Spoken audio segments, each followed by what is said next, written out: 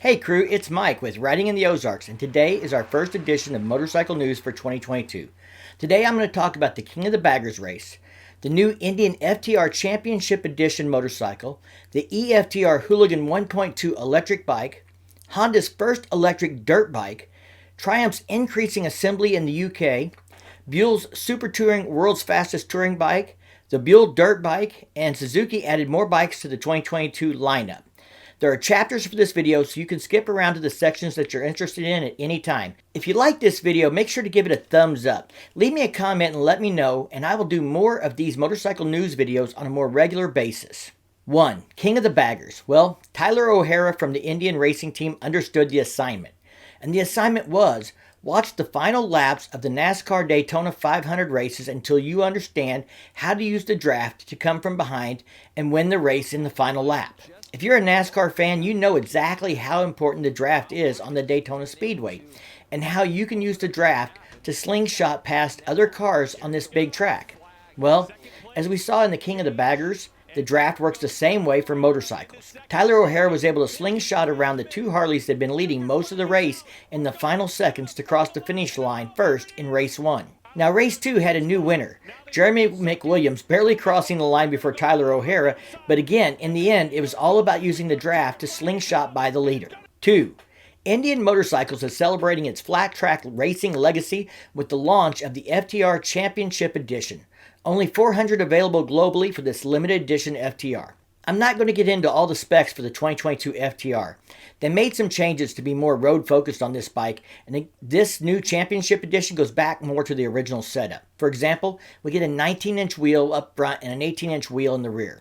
If you preferred an FTR that you could take off-road as well as on-road, then this is your chance to spend $16,500 for a championship edition of the FTR 1200. 3.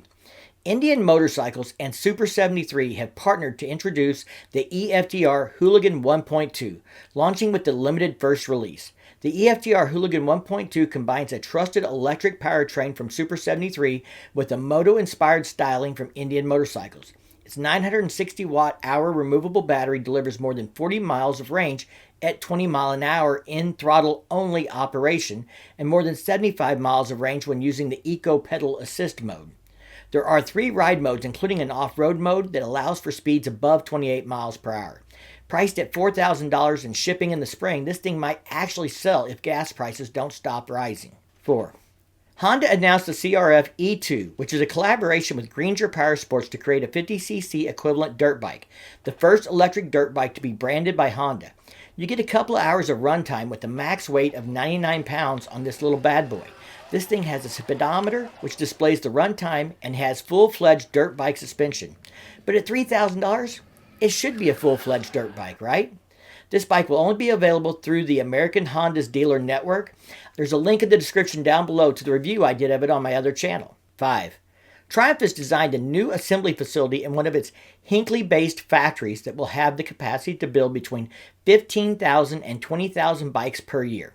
The new facility will be able to assemble bikes from across Triumph's range with production targeted at the British and European markets. One source reported that Triumph grew 29% in 2021 compared to 2020 and claimed a new sales record of 81,541 units via its global dealer network of 701 dealers. 6. Buell released 2 press announcements for 2 new motorcycle models that will be revealed at Daytona. Well, Daytona is here, and the Baja Dune Racer simply looks like their hill climb motorcycle modified for desert racing instead of hill climbing, which is fine, but I don't see it being a big hit with consumers. The other model is what they're referring to as a Super Touring bike, and advertised as being the world's fastest touring motorcycle. I don't care how fast it is. It's still almost as ugly as the original prototype design that they have on their website, and I wouldn't be caught dead on this thing, much less alive.